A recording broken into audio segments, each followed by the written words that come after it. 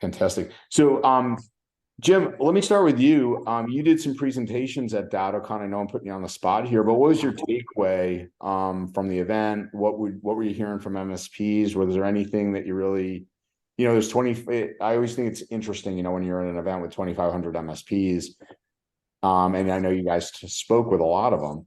Yeah. What was any things that you're hearing or thematics that you want to bring up? I think the event was great. Uh, Certainly, we had a ton of traffic at our booth Mm-hmm. and ton of positive feedback.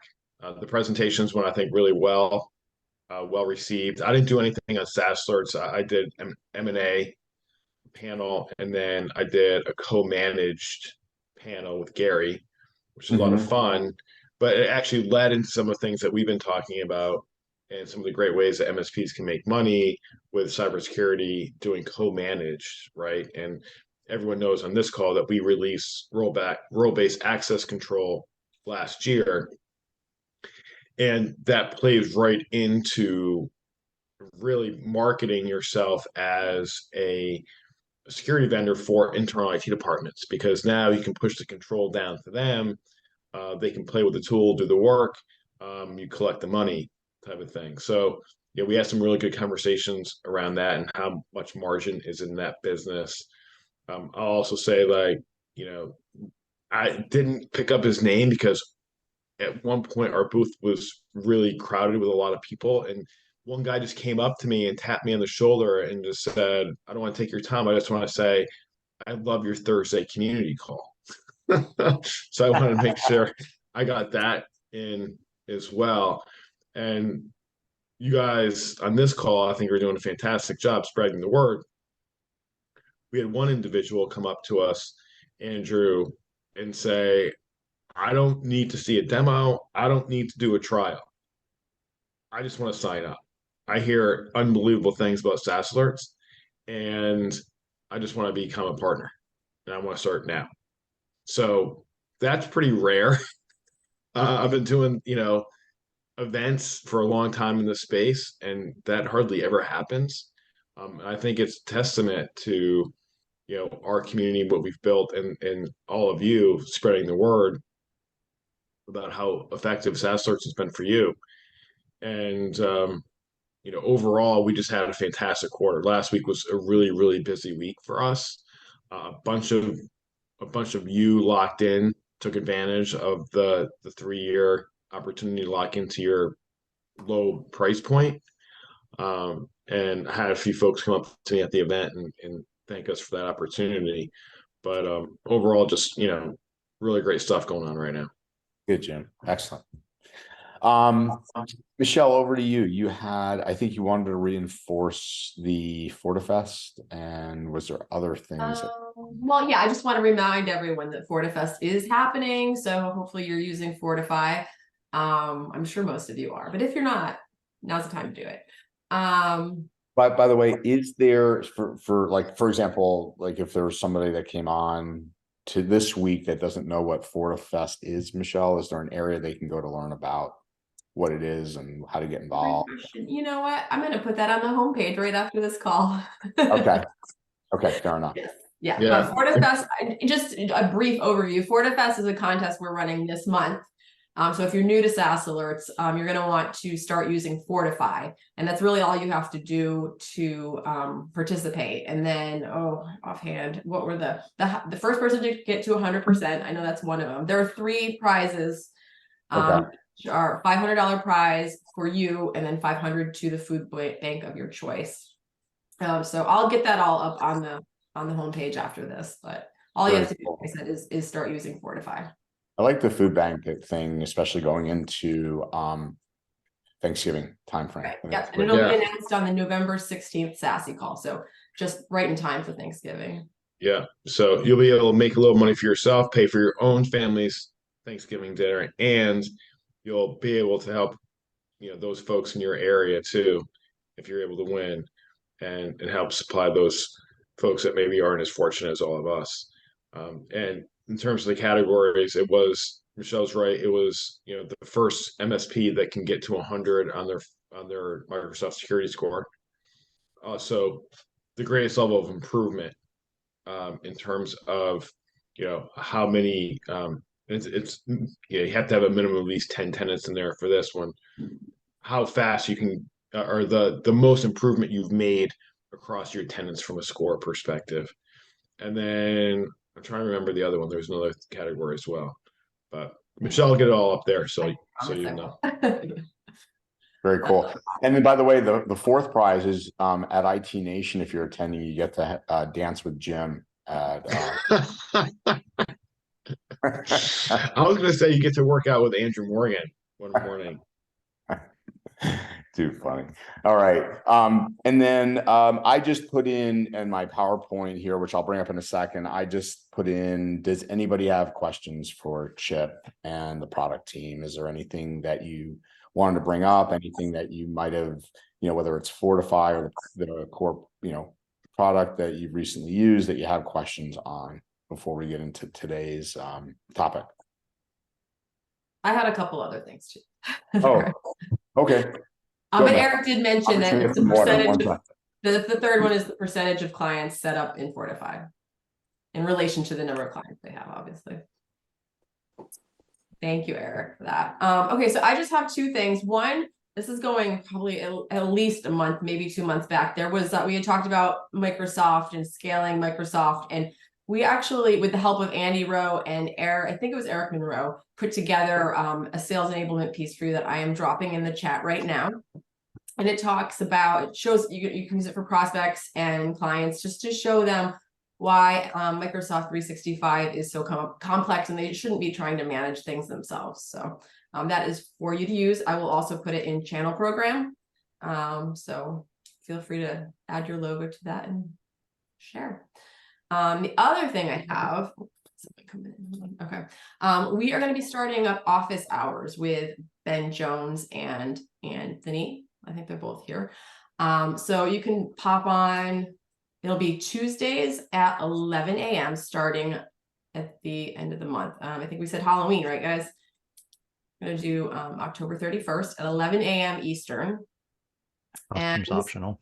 What's up? Costumes are optional, yeah. So this is more for, if you want to make sure you're using SaaS Alerts to the best of your, just optimizing everything on there. Any questions, those are the guys you want to talk to. They're awesome. So I am going to share 2 ways that you can add it to your calendar. First, I'm going to drop the link to Zoom. I know some people don't like the calendar thing. So I'm trying to make everyone. Oh, I only shared that with Andrew. Yeah, that was my point. I was just going to say, it looks like you sent that to me. Okay, I'm going to share that one page. I only shared it with Andy, but I will share it with all of you. So that's the Zoom link. And this is the add event where you can add it to your calendar, which of choice. So we hope to see you guys there on the 31st. And I'm going to reshare that whitelist one pager with everyone this time. And you should be good to go. So I am done with marketing. Andrew, you can take it away. Okay, fantastic. Let me just share out my screen here.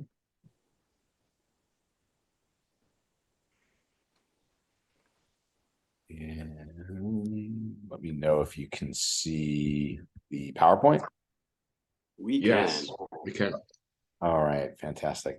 All right, so let me just set the stage here. I've been, as I said, I got to share the stage with Chris Garretts at DattoCon, and so in doing so, I've been reading up quite a bit on different statistics around incident response, and which was going through a white paper from Red Canary and a few others, and it's really interesting in terms of how incident response is changing to the degree based on the attack surface. And so let me set the stage from the different from talking about cloud, because obviously, this is where Jim, you and Chip play and SaaS Alerts and the team here. Obviously, messaging apps and things like that we know as well, but I think the real thesis that you guys saw was the shift, right, to cloud-based solutions and the need for monitoring there. And I can give you guys, by the way, I'll share attribution. I do put it in here a little bit, but look at these stats. Like, this is 2023 stats from the company is called Zappia, and they're a legitimate organization that was referred to that was nuanced or referenced by Red Canary and others. But the ones that really stuck out, we know the shift since COVID. We know the data coming out of the Verizon data breach, the data sets, and how enterprises and small businesses are pretty much the attack surface, and the way threat actors are acting is very synonymous. There's no deviation anymore between the two. The attack tactics are the same, and we've talked about that on this call. But what was staggering, Jim, was these last two stats, that the average employee is using 36 cloud-based services a day. And I just kind of went through my life, and it may not be that many for me, but if you start to think about that, we use a lot of different platforms in the cloud, and then the one, again, we're not working with enterprises, but cut a quarter of it. What's an SMB using? Think about the platforms and the shadow IT that maybe one of your clients is using. So any comments on that? Do you guys at your client base all of a sudden have those, like, I didn't realize you guys are using that moments? Has anybody experienced that with a customer? Ben, before coming over to SaaS Alerts, did you have any of those shadow IT moments where someone will say, you'll discover someone's using something? Oh yeah, enterprise applications were a big one for us. We had to start cleaning those up. Like, what would you see as an example? Usually just it's tough to, mostly coupons and stuff like that. Things that people would have like loaded up onto their Office tenant and not realize how much permissions they had. Wait, what was it they had loaded up? Like whenever someone would sign into one of these like coupons or discount sites, they would use their Microsoft account, and that would usually add an enterprise application. Oh, I see what you're saying. Very, really cool. And of course, threat actors never use that kind of stuff, so we're not things, Yeah, and Andrew, I was just going to say, like, Better Cloud puts a lot of stuff out too. I've seen things, obviously your stats were from enterprise, which I think are certainly directionally accurate. The even small customers, right? Like your average 25-person organization that you're surfacing today, they're going to be interfacing with 10 to 20 cloud-based applications. They don't even realize it. I mean, here, the reality is that, I've said this before, no one is building on-prem software anymore. So essentially every piece of software that we touch on a go-forward basis is going to be SaaS applications. Right. And it's one of the reasons why I've been so adamant about, I believe, long-term, why App Wizard for us is going to be such a game changer. Because you got all these applications that are out there in the wild, and no one is keeping track of who's logging into them, where they're logging in from, what they're looking at, and what they're taking. Yeah, and I think, to Ben's point, Ben or Chip, can you just collaborate with me on this? As the need of SSO and increases, right? People are going to go, well, why don't you just use your Office credentials, right? Like, do you foresee more and more of that, Chip?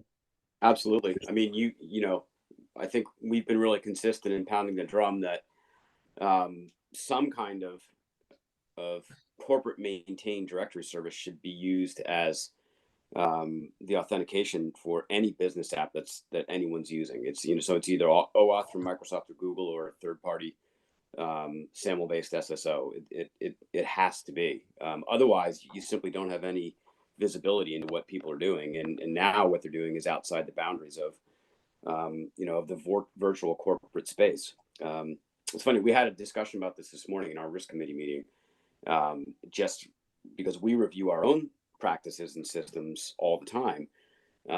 And we talked about this topic, and in the context of how effective are we being as a business in reminding our own team, hey, make sure that any corporate communications are going on with corporate approved products. And we kind of did our own tabletop this morning around the notion of, all right, when you extend the virtual world and draw the real world comparisons, as we like to do, when you had everybody in an office, you didn't eavesdrop on people.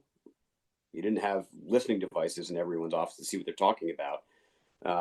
And it's kind of the same thing that we're trying to figure out. We were tabletopping, what prevents one of our team members from talking with another team member outside of the corporate apps about business stuff. And it's an interesting, I'd recommend people who are thinking about this tabletop that out and maybe come back and share your conclusions with us. So, yeah. But the OAuth piece, the SSO, is really the only way you have visibility. So it's essential. Yeah, and I would say it's maybe, Chip, is it possibly a good and bad, because as we know with credentials, and we're going to talk about this today, the way initial access brokers are stealing them without phishing resistant MFA, I think we could be still at risk. You there? Did we lose Chip? Yeah, I missed part of that, Andrew. I was simply saying that, although that's a great thing that we need to be doing because of the amount of initial access broker activity of those stolen credentials, it's almost a catch-22 though, isn't it? Without like something like a good phishing resistant MFA these days. Well, that's why we're pushing hardware tokens. Yeah. And I'd be curious, this is maybe a poll we should run at some point. I'd be curious how many of our MSP partners have switched over to hardware tokens for their own 365 access. We have with our accounts, and again, so much more convenient. I don't even enter username and password anymore. It just goes straight to the hardware token. There's there's no other authorization necessary, and it's so much more convenient. I know Microsoft only made this available fairly recently for 365 tenants, I think August of this year, and it's not even universal, but I'd be interested in knowing how many people have made the leap. Yeah, really cool. So this data is really, again, going to play into, why we're here, Jim. And that is, when you look at, again, and this is where whether this is enterprise or whether this is SMB, this is where the data sets are one and the same. Again, there's no differences that we're seeing from the Verizon data breach report, that the shift to the cloud has been prolific since the pandemic, and where data is being stored. And I would imagine if anybody wants to chime in from their perspective of where data is being stored, I know Sean, maybe I could ask you, because you guys do hosting and things like that. Sean McKay, on Microsoft apps for years, and now if you still are, I don't know if Net Standard still is, but you guys were big in Microsoft. Do you see this as pretty realistic for SMB as well? Yeah, I think it's really realistic. I mean, obviously, we've been decommissioning some of those services and migrating them to Azure, and other services. But, I think it's on everybody's radar, on how to keep continuing to secure the SMB in reasonable ways. Right now, I think a lot of people see it as pretty obtrusive. It's one of the hurdles we continue to fight is, like Chip said, with MFA.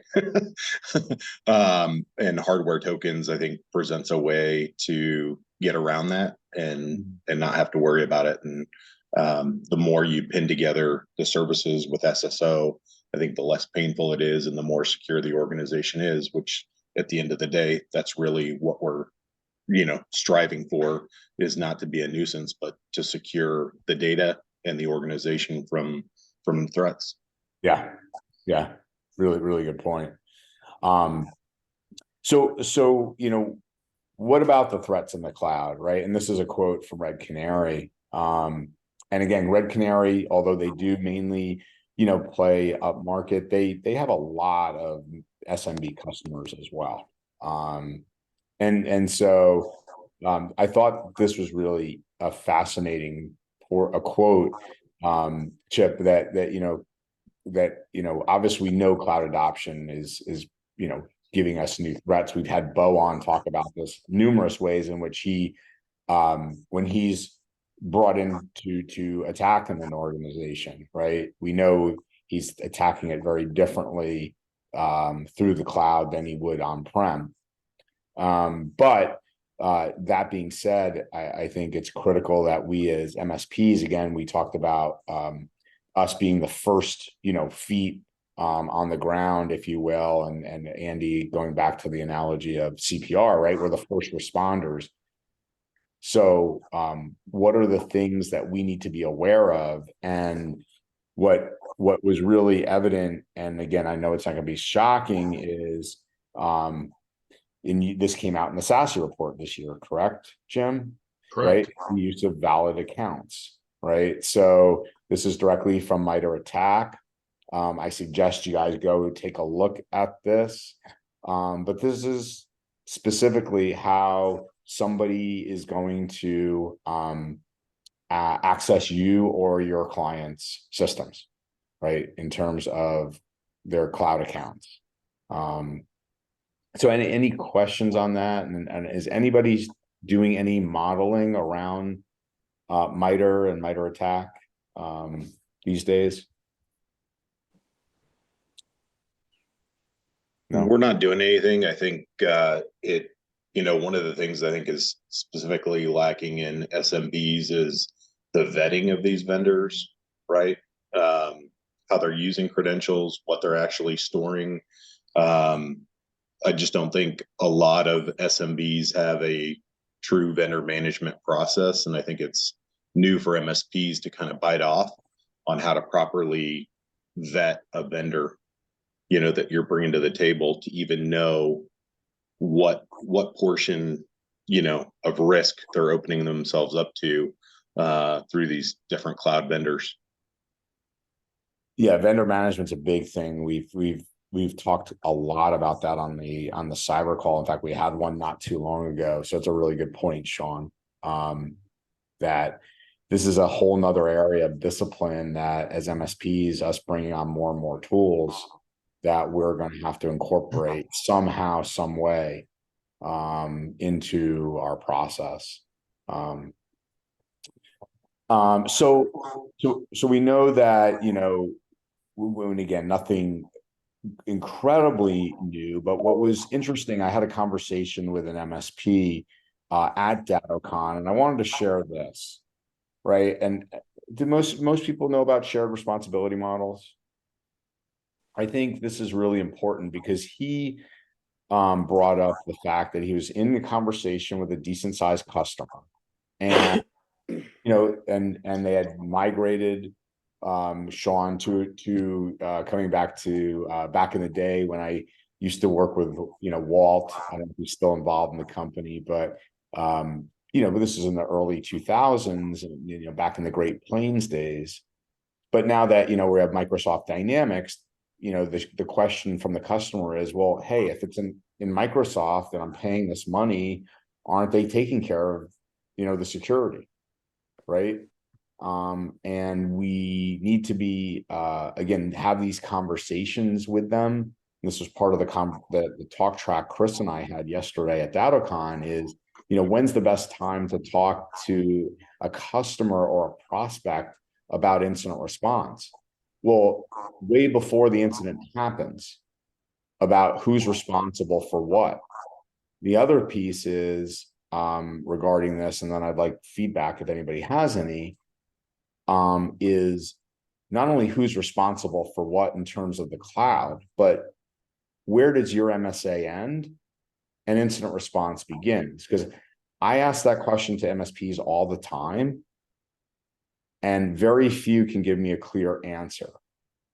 So again, the question there is, do you know where your MSA ends and IR begins? And do your customers, and is it crystal clear with them?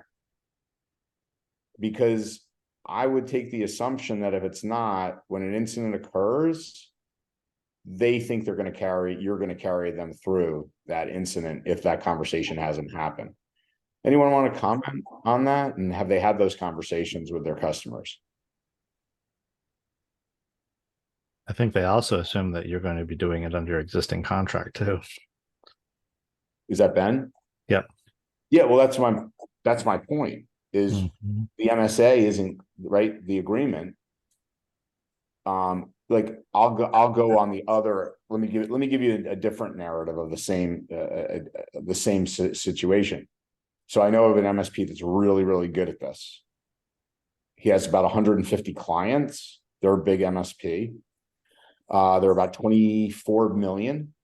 And over the course of 2 years, as every agreement came up, they have a very defined process about their managed service agreement, that their customers understand how triaging works.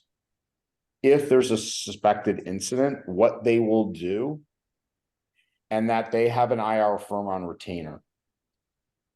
That at a certain point, if they feel there's something nefarious, they are outside now of their managed service agreement. They will let the client know that, and they will bring in this third party that's probably going to charge typically 1 hour increments. And typically in an hour, that's their minimum. They say, we're going to pass through their bill to you. It's $600 an hour. And they are going to validate or invalidate whether or not we have something that's beyond the scope of what we are engaged to do for you as a customer. And then they talk to them about what those steps might be.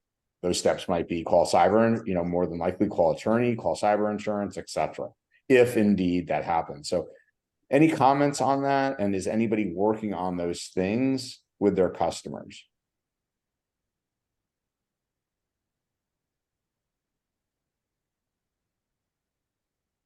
Now that you heard that, do you think you might work on those things with your customers? I'll speak up, but I know one of the things just recently, we had a really old MSA, and having to go back through that and think of today's threats and make sure that that was clearly outlined. So for us, it started with a retooling of our MSA. And then, like you outlined, Andrew, for this other MSP, as agreements come up, making sure they're signing off on the new MSA, and that there's a lot of process and structure created around talking through very specific things so that there's no gray area, so that when things do go wrong, everybody is really clear about what's happening and what, if it's covered, and how much.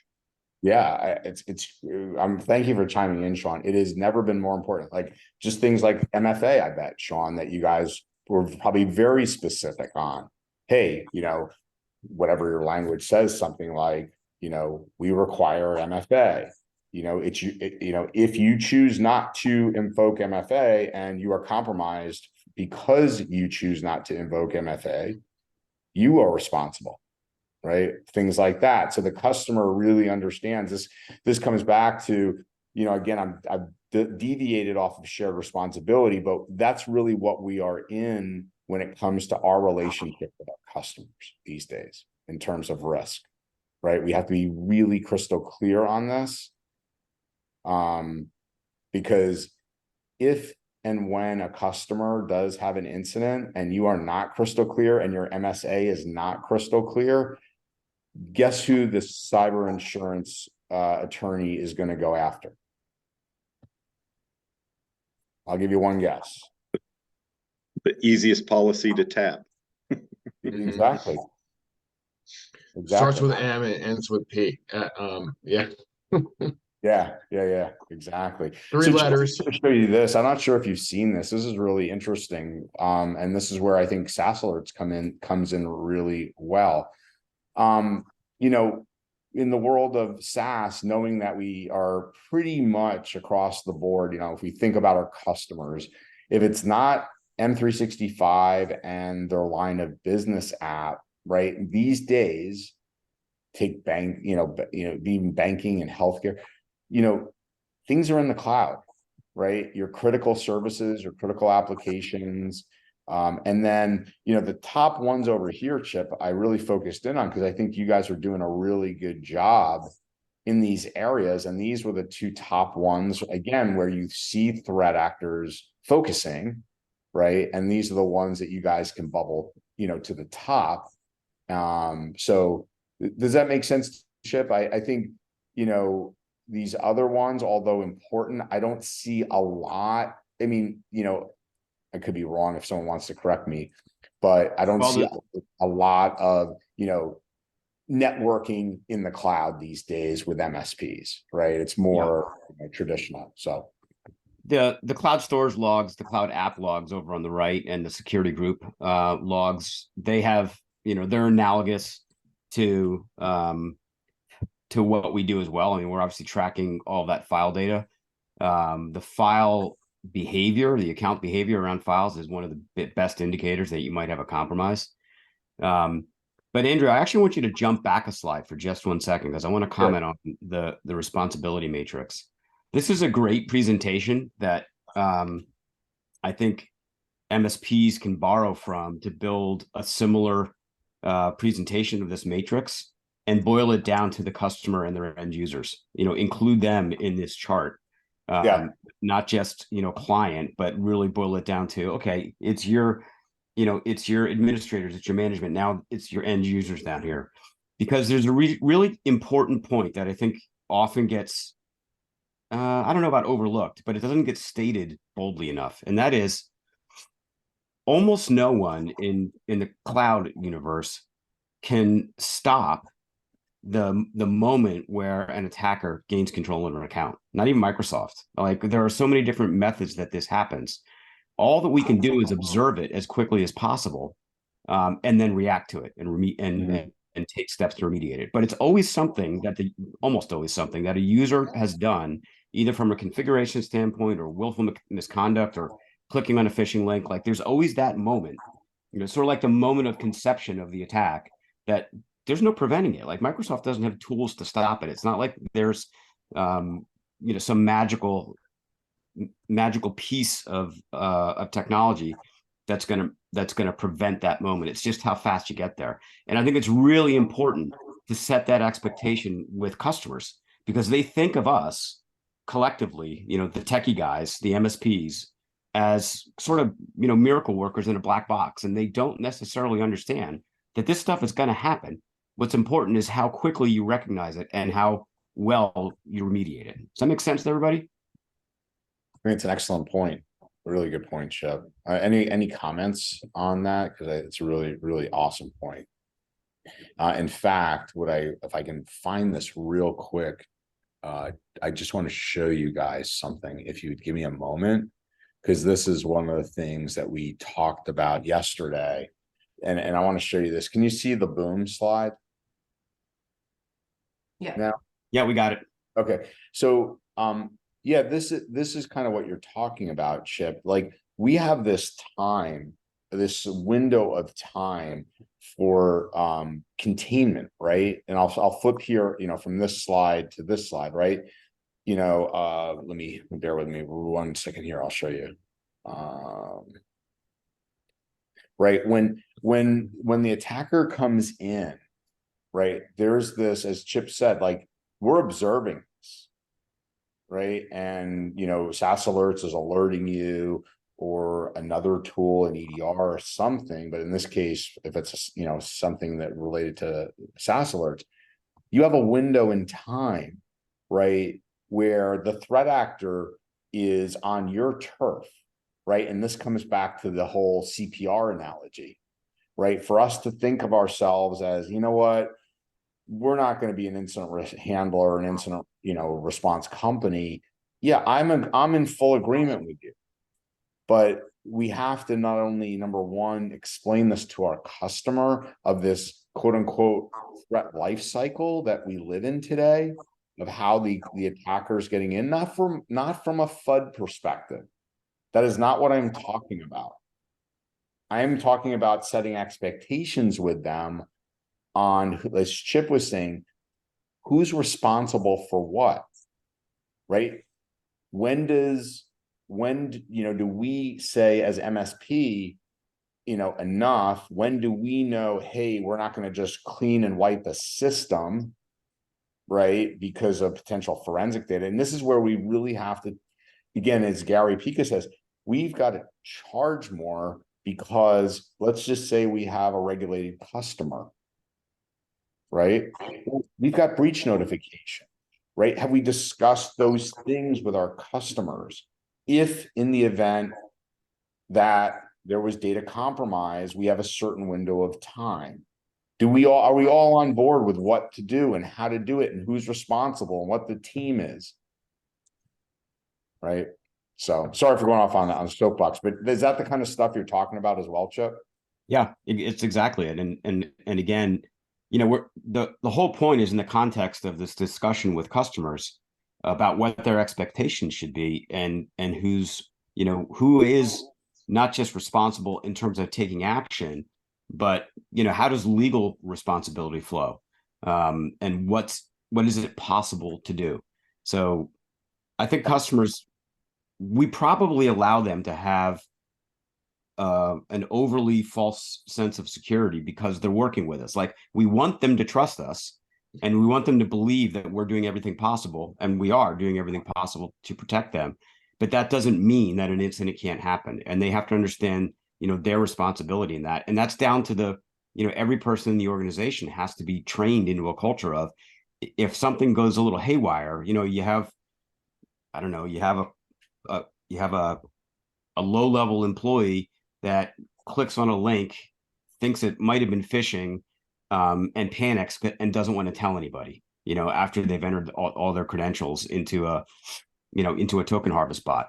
They don't want to tell anyone because, maybe it was no big deal and they just close the window and it's going to be okay. Well, like, that kind of behavior is now completely the responsibility of the customer for not training its team, that the team member has to react to that immediately and push it up. And there's been a culture in place for a long time to hide security events, right? And it's really taken the legislation to push industry to a point where saying, look, if you're a publicly traded company, you have an obligation to report these things and make them public. Private customers have a similar obligation. We as MSPs have a similar obligation, because it's a ripple effect, right? Like, this was part of the discussion I had earlier this week on a panel. The smallest, lowliest customer, the guy who sells dry cleaning fluid to the dry cleaner, and the dry cleaner gets hacked, and that dry cleaning fluid manufacturer now gets hacked and compromised, and they're also selling to the Defense Department. Like, every little account breach matters, and they have to be reported to customers and vendors as appropriate, obviously, and with the advice of counsel and experts. But it's super important that those low-level stakeholders understand this, and it's our job to communicate that to them. Yeah, and Andy, I see your hand, just 1 second. I think, what's really important when we talk about IR preparation, and this is square in the heart of everything you do as an MSP day in and day out. And if you're not doing this, again, I encourage you to, right? If you think about what IR preparation is about, number one, it's about, you got to start with, what is the policy, right? What is the agreed upon policy that we are going to run our business around? And, there's MSPs that I've talked to regularly where their customer says, oh, you have the IR plan, right? The customer thinks your IR plan is their IR plan. The next piece is the team, right? Who's involved? And so we start with policy, team, and then we go to the incident response plan. and they've got to have an active role in that plan. And I'm going to get to this piece today that's just going to show you, and then I'll go to Andy. But I have this piece in here today that talks about, incident response is no longer a security problem. And I think a lot of people think it's a security problem or a security topic. It's not, right? Ask a customer, if we take all systems offline, again, not in the FUD context, what happens to the business? Right? Does the business cease to function? Are customers impacted? Are suppliers impacted? Are SLAs impacted? Are contractual obligations impacted? Right? So Andy, over to you. Ask Clorox how it went. Right? Or what if you're working with a small business that supplies Walmart or Trader Joe's, and what is their contractual relationship with these larger publicly traded entities, and how that could impact their responsibility to that customer? Oh yeah, no doubt, and that's the business impact and not BIA conversation, right? This is the how do you make, this is not the FUD conversation. This is what we're hoping to get all of you to do, which is the how do you make money conversations. Do you have contractual obligation conversation, right? And they may not know it. You have to say, look at your contract, because I'm sure they've re-signed one recently and they probably didn't even look. It's possible. It's very possible. But that's where, again, we're taking ourselves out of this historic role of we're the IT provider, right? Those days are gone. If we're going to move into the 200 and 300 a seat, which, Jim, I was talking to Ryan Burton of BC3, right? Those companies all day long, right? The Rob Stevenson from Thrives, right? Those companies aren't doing business unless they're getting 250, 350 a seat. Right. I mean, those are big numbers, but it's what is required these days for an MSP to do the right job. Mm-hmm. Yeah, no doubt. No doubt. Has anybody started to go down the path? Just does anyone either show of hands or chime in? Like, hey, we are starting to do more incident response, business impact analysis, tabletop type work with our customers. Anybody want to share an experience? Because there is a lot of money historically. Again, if you look at, let's just take NIST cyber defense matrix. Most of us focused on the identify, the protect, and the detect side. Very few of us, and where all the process and people is on the right side of boom.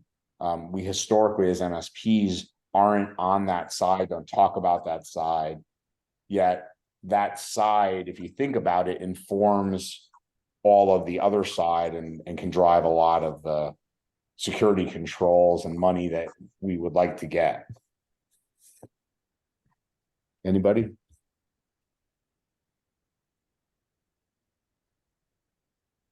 I see this as a great thing to begin in 2024 with this awareness. You're really creating content for us to actually go and talk, because this has not been something I've done in the 20 years that I've been doing this.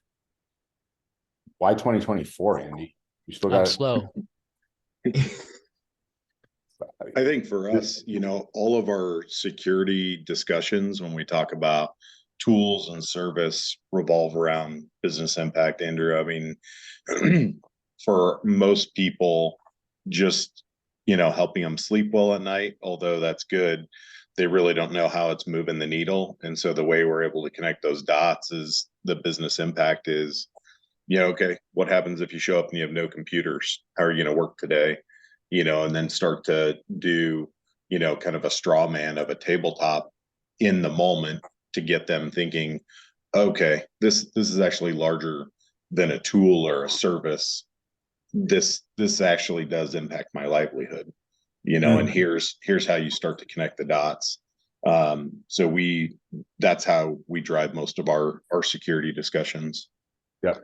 Very good. And again, don't forget, sales is about stories, right?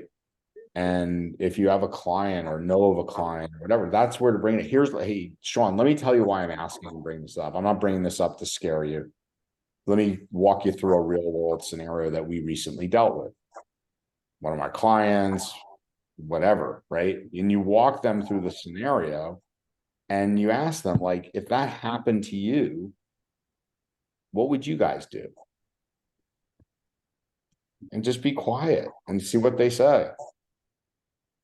Right?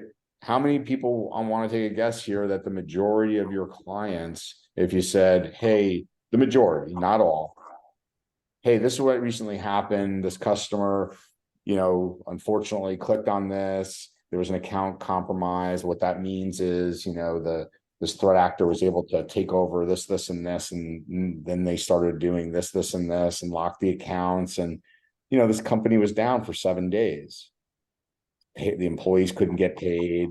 Like, what would you guys do? Have you thought about that? What do you think most companies will say? I think most of them will say, honestly, like even when we come across in the sales process is, well, that's my MSP's problem. And that's usually the first issue or red flag for us is at the end of the day, the customer perception, right or wrong, is that the MSP owns the risk. But what we're always educating on is the business owns the risk. We're the advisor. We help them make good decisions. But at the end of the day, even if things go horribly wrong, they're able to sue us. They go after our cyber insurance. At the end of the day, it's not our business necessarily that could go under, right? Yeah, it's yeah, I was gonna say, Sean, I think it's a great, someone says it, like, hey, that's why we're thinking of hiring you. It would be your responsibility. And I think this is where we need to be very inquisitive and go, instead of telling them, oh no, it's your responsibility, say, Sean, I'm curious, why do you think it's our responsibility? Yeah, back to the chart, Andrew. Back to the table of shared responsibility. This is the exact point I was making. Is right. that they hire an MSP, they wrap themselves in this, in the security blanket notion that they no longer need to worry about anything or be responsible for anything, and that's the killer. And it's a great teaching moment, right, Chip, of inquisitiveness, and say, hey, it's interesting. Why do you think that? And I think, it would be interesting, you just want to listen to why they feel they've absolved themselves of business risk, right? So, I'm sorry, Sean, were you going to say something? No. Okay. So kind of in as we start to wrap things up for today, I want to leave you with this, right? Do you guys have a plan? This is rhetorical, right? Do you have a plan? Or do you have these things in place? Do your customers? And collectively, do you and your customers know what happens, right? If this occurs, bare minimum for your MSP, Andy, I would suggest not, and I don't mean to call you out, but just because you said it. No, yeah. You would wait for 24 for yourself. No. Get my butt ducks in a row. We're already using YubiKeys. And so this incident response plan, we've done tabletops, but only for internal training, not taking it to our customer. And that's, I actually think there should be a curriculum almost around this, talking about each of the critical systems within an organization. Yeah. I just meant, in terms of, in your tabletop and things of that nature, and we'll talk about this before we're done, like, again, like, think about, like, okay, what happens if you're out, Andy? What happens if the next person's out? Like, we got to think about not only going through a tabletop, but what are our contingencies? Same thing with your customers, right? And again, especially the ones that are regulated, that have breach notification or potential for breach notification, really, really important. Lastly, we talked about this. I can't stress this enough. If you don't know where your MSA ends and incident response begins, can you possibly think your clients do?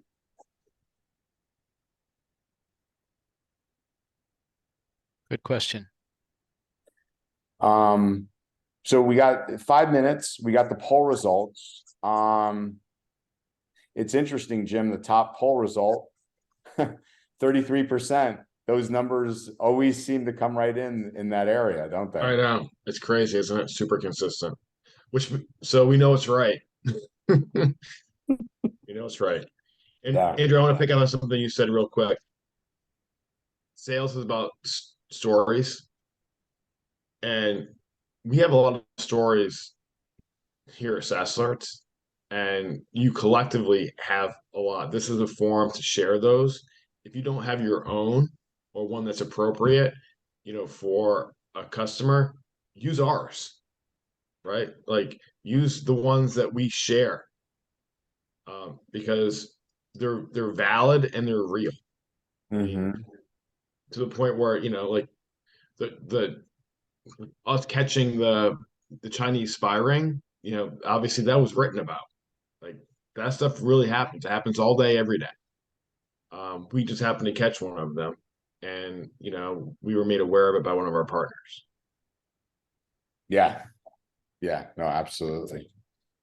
May I make a suggestion that you create these documents that are great aids for us to call out these stories? This would be a great marketing effort for us as a group to say, by the way, you don't have to call out the customer or the MSP, but these are the things that SaaS Alerts has helped identify in 2023. Amen. I love that idea, Andy. If everyone wants to contribute their stories, send them to us in any format they have. Obviously take out identifiers to protect the guilty. But we can certainly write them up and then share and distribute. And that way, ultimately, now you have a much broader base of stories and cautionary tales, I like to say, right? Yep. When talking to It's prospects. Cybersecurity Month. Right. Awesome. Great idea. Thanks, Andy. So Jim, where's SaaS Alerts going to be next? Is it IT Nation? The next stop? We're definitely going to be IT Nation, so we're looking forward to seeing a bunch of folks there. But we actually have a couple interim stops. I know I will be at the True Peer meetings in Orlando Okay. toward the end of October. I think it's October 23rd through 25th. And then I know Ryan and Alex will be at the 7-figure event. I think that's the following week. So Jim, you're only doing True Peer, not the Winner's Circle at the end of the week? we won't be there, no. But we will be a True What do you Peer. So mean? you're not going to be a True Peer? No, we go to the end of the week. Got it. Well, we'll be sharing the gospel at the beginning of the week, so you can share it for us at the end of the week. We'll see you there then. Okay. We'll Anything also else? be at Channel Pro Defend in Los Angeles the first week of November. Oh, there's Amy. Hey, Amy. Good seeing you. Hi. Oh, by the way, ConnectWise gave their blessing, I asked today. Oh, perfect. Thank you. I'll get that taken care of this week then. Okay, cool. Guys, I've got to jump. I got a call waiting. Awesome. Good job. Great seeing Bye, everybody. everyone. We'll see you next week. Bye, everybody. Thank you. Have a good one, guys.